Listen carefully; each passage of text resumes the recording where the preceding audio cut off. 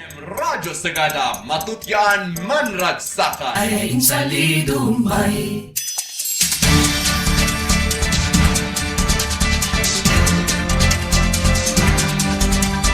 Damdamag Radyo Sagada.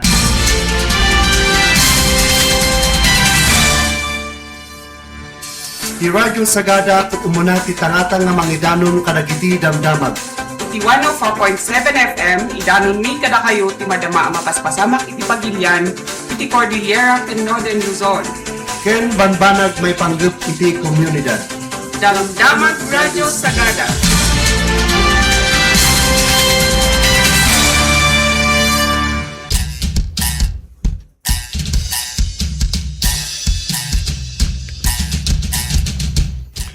Naimbagal daw, papagayam kang gagayam, din manuman iti oras iti panakaibigay nagiti sa magmamano adam damag manipod iti lokal kun iti dumapay. Siyak ni manong yung arafing amang ipadamag, kadagiti damdamag itatang oras kun itatang aldaw. Manipod kadagiti ulo dagiti damdamag, serserbi iti volunteer ti US Peace Corps iti OPDRRI o tapno mapapigsa dagiti inisyatibo iti Mountain Province iti Klema ken panagaramid iti mapa.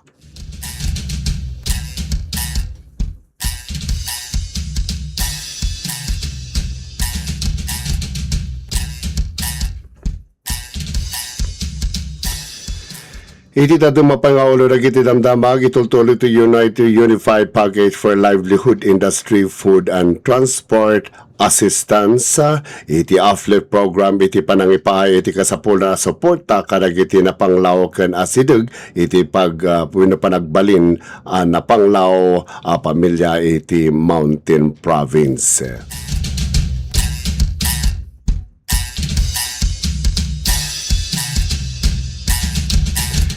Iti dumapay nga ulo nagiti damdamag iti agad barangay chief nagkid daw iti wino ti kapitan nagkid daw iti update iti programa ti tulong pinansyal para kadagiti estudyante.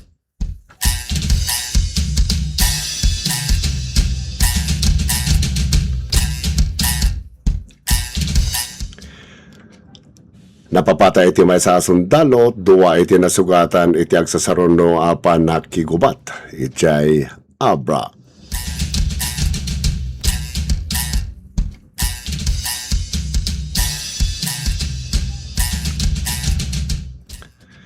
Iti Busao, nagtipod iti 50 million pesos sa funding manipod iti OPAPRO para iti panagpadan iti agawa ang Baguio Farm to Market Road.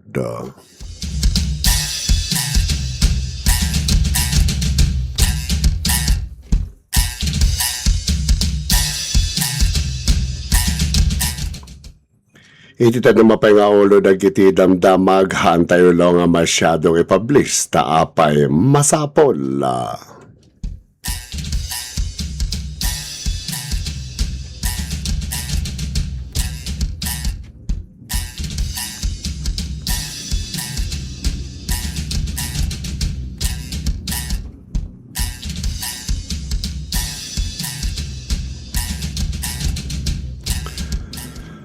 Para matkaragiti detalye ti damdamag, Bontoc Mountain Province iti provincial government pabangan iti opisina ti ni Governor Bonifacio Lacwasan Jr. ken iti Office of the Provincial Disaster Risk Reduction and Management Office OPDRRMO. Ket opisyal nang ipasangbay ken nangawat ken George Francis Michael Wise may sa Peace Corps Response Volunteer manipud Vermont, US. Tapno tumulong iti probinsya iti panang papigsa iti climate resilience ken dagiti aramid iti panang imanihar iti pagad ken sakuna. Niwais kat 30 anyos kan environmental scientist kan enterprise GIS specialist. kat pagtinulong iti OPD RRMO team tapno mapaduas ti province-wide climate and disaster risk data governance platform ti Mountain Province. Ti trabaho na kat nakatutok iti panag-upgrade karag iti lokal geographic information system na GIS workflows. Panang modelo kadag iti pikto iti panagbalbalo iti klima iti nabakbakir at daga. Kan panang iti technical suporta kadag iti komunidad iti panang panang ibabaot iti panang ibaot iti pagad iti sakunakan panagplano iti panagusar iti daga. Nagtapos ni Wise iti Bachelor of Science in Environmental Sciences. Nang ipokus iti Global Environmental Climate Change. Manipod iti University of Vermont iti 2018. Ti akademikong panagsursuro na ket panakairaman iti international coursework iti University of Sydney iti Australia ang nakatutok iti Global Ecological System ken Climate Patterns. Tapno mapapigsa pa iti scientific background na nalpas namat iti Enterprises GIS certificate babaen iti bootcamp GIS anang ipokus iti enterprise level spatial architecture database management ken automated mapping workflows.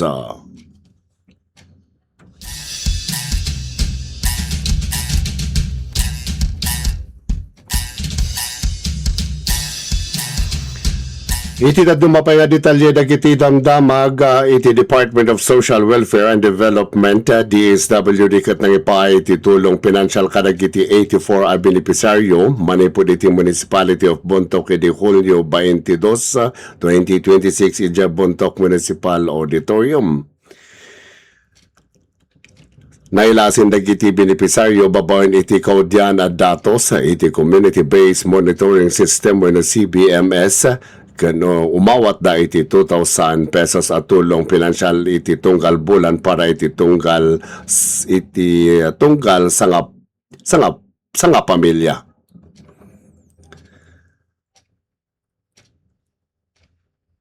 Inyestaran dagiti benepisaryo iti panagyaman da iti napatag ken napartak at tulong. Kinunada nga makatulong ti cash assistance iti panakagatang panaggatang iti taraon no?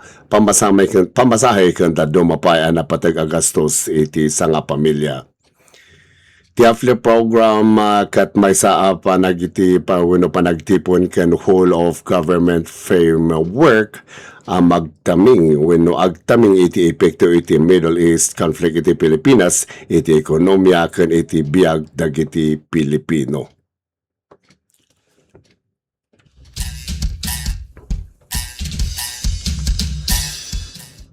Iti na dumapaya detalye dagiti damdamag ni punong barangay Manarle B. Buwaken iti agid sagada ket nangaramid iti courtesy visit ken Governor Bonifacio C. Lacuasan Jr. iti Governor's Mansion iti Hulyo 21, 2026 tapno pagsasaritaan iti kasasari iti Student Financial Assistance Program iti Provincial Government. Iti data pagkita sinurot ni punong barangay Buwaken iti ipatumpal iti programa ken iti agtultuloy as suporta kadag iti kwalipikado as student beneficiaries manipod sagada.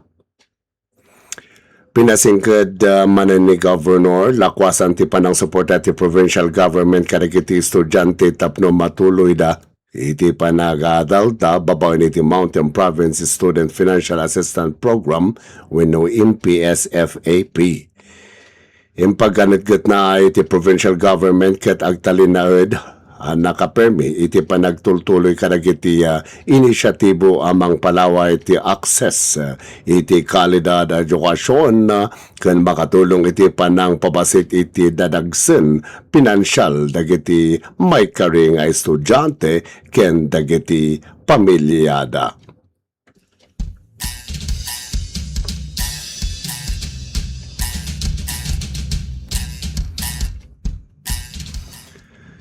Dagiti na tumapay di taligi dagiti damdamag napapatay di Hulyo 20 iti may sa kasundalo wino soldado at taga-Kalinga hindi nakigubat dagiti trupa ti gobyerno ti Agarop sa Apollo at tao mapagduaduan at membro iti New People's Army iti Barangay Apayaw Tinag Abra sigon iti Philippine Army iti Martes ni Captain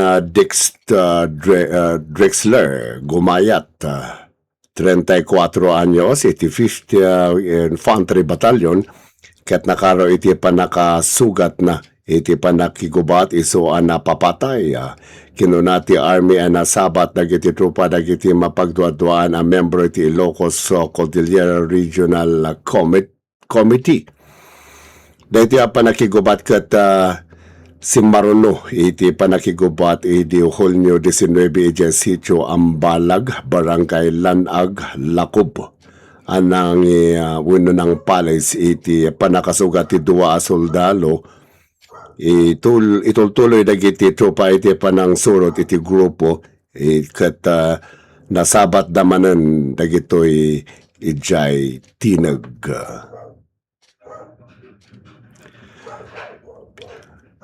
Pinaywan ti military ti Gumayat iti Abras sakbayan yanes dagiti napuko abaginas ijay headquarters iti 503rd Infantry Brigade iti Martes.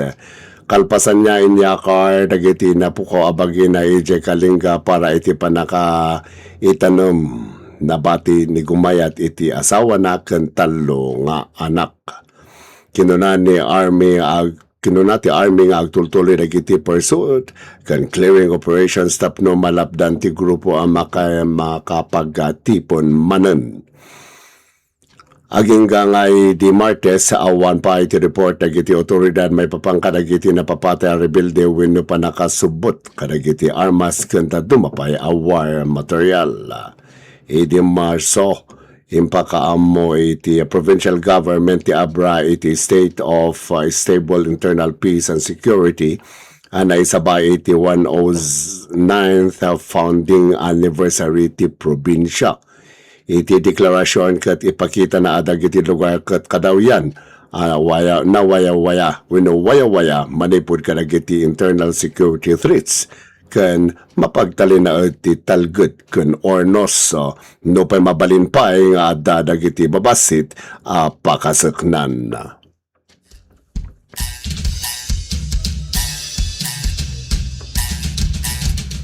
Iti na tumapaya di tali dagiti damdamag iti Municipality of Busao ket nakaala iti 50 million pesos pondo manipod iti Office of the Presidential Advisor on Peace, Reconciliation and Unity wenno PAPRO para iti panagpa-concrete iti agawa ang Baguio Farm to Market Road.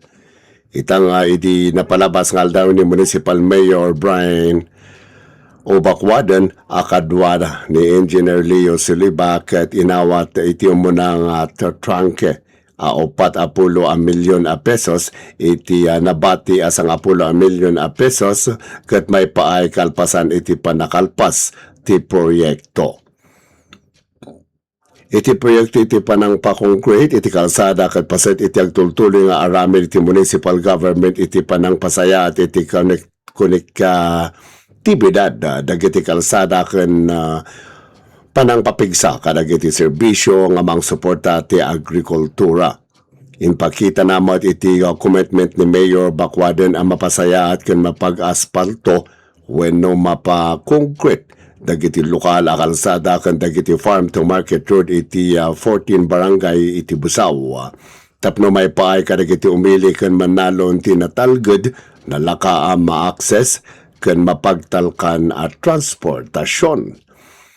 Ti Municipality of Busao ket agyaman si Pupuso ken President Ferdinand R. Marcos Jr. gapo iti suporta iti administrasyon na iti panagtuas iti infrastruktura ken OPAPRO Secretary Mel Sinen Sarmento gapo iti tulong iti ahensya anang aramid posible iti proyekto.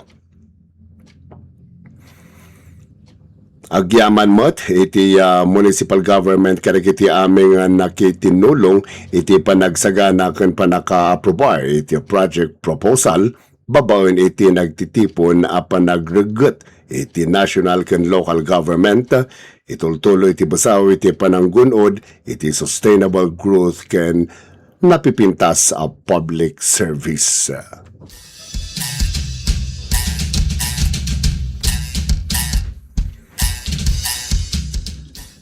Iti da dumapalo ka damdamag, iti panakakigubat dagiti barangay sa Bulalakaw kan ginawang kontra iti pagmimina ket masapol a pagbalinen met a panakigubat iti entero a probinsya. Isungag tultuloy iti publiko nga mang salusod no anya dagiti ara-aramiden. No paisaan nga gagangay practice dagiti public officials iti probinsya iti panangipablak ti tungkal detalye iti trabaho da dagiti pakasaknaan ken pang nagkiddaw dagiti umili ti Bulalakaw ken ginawang ket dakkel unayen a dagiti adu at tao ket kayat da iti nalawag ken konkreto nga update may papan iti pudno a mapasamak. Ita iti banag ket nakadanon iti korte. Ado ka dagiti umili iti agsalsalusod no anya pa iti papel ang mabalin nga aramiden ti LGU ken no anya dagiti legal nga aramiden anabati ang mabalin ang maaramid bayat nakabinbin ti kaso. No adado dagiti tattawa may raman adado met iti posibilidad amang dengeg dagiti timak dagiti komunidad ang napiktaran dagiti ahensya apakasaknan. Iti panagsaludsod ket saan apa ng bash kung saan met arumbang at talataran akas personal nga atake. Iti pakasaknan ti publiko ket normal apaset iti demokratiko apan ang paneknek ken panang responsibilidad dagiti opisyal iti publiko. Awang kada tayo ti kayat makakita iti masakbayan dagiti munisipalidad ang napiktaran iti panagmimina. Kas iti makita iti sumagmamano paset iti mangkayan ken itugon ket agtultuloy a sumagrap. Aging ga iti punto dagiti sumasaruno a henerasyon ken tawiden ti di mabalin a maisubli a panakadadaol. Iti panang salakmib iti bingket itangal daw ket may papan iti panang sigurado adagiti 13 munisipalidad ket agtaltalin naod wenno agtalin naod a lugar apa kapag talinaodan ken pakapadroasan dagiti komunidad.